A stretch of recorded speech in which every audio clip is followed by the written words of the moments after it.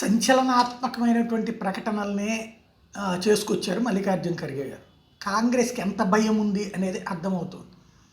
ఏంటి అంటే, ఈ దఫా కాంగ్రెస్ పార్టీని గెలిపించండి, భారతీయ జనతా పార్టీని ఓడించకపోతే ఇక ఎన్నికలు జరగవు, ఇదే చివరి ఎన్నికలు, నరేంద్ర మోడీ నియంత్రణ వ్యవహరిస్తారు, రేపు తర్వాత ఇక ఫ్యూచర్లో ఎన్నికలు పెట్టరు. పాపం అదేది పుతిన్ లాగా పర్మనెంట్గా ఉంటాడు. పుతిన్ కూడా ఎన్నికలు పెడతాడు. కాకపోతే అపోజిషన్ కూడా ఎవరు పట్టించుకోరు. 20-30% ఓట్లే వస్తాయి. అంటే ఈ ట్రిప్ గెలవకపోతే కాంగ్రెస్ పార్టీ బతుకు లేదన్నటువంటి మల్లికార్జున ఖర్గే ఒప్పుకున్నట్టయింది. ఆయన చెప్పిన స్టేట్మెంటు భయపెట్టడానికి, ఏది నితీష్ కుమార్ని కూడా భయపెట్టారు. నితీష్ కుమార్ని భయపెట్టాడు, నితీష్ కుమార్ భయపెట్టాడు. నితీష్ కుమార్ని ఎవరు భయపెట్టారు? లాలూ ప్రసాద్ యాదవ్ భయపెట్టాడు. ఏమని? పార్టీని చీల్చడానికి ప్రయత్నించాడు. పార్టీ అధ్యక్షుడిని తన వైపుకి తిప్పేసుకుని పార్టీని చీల్చడానికి ప్రయత్నించాడు.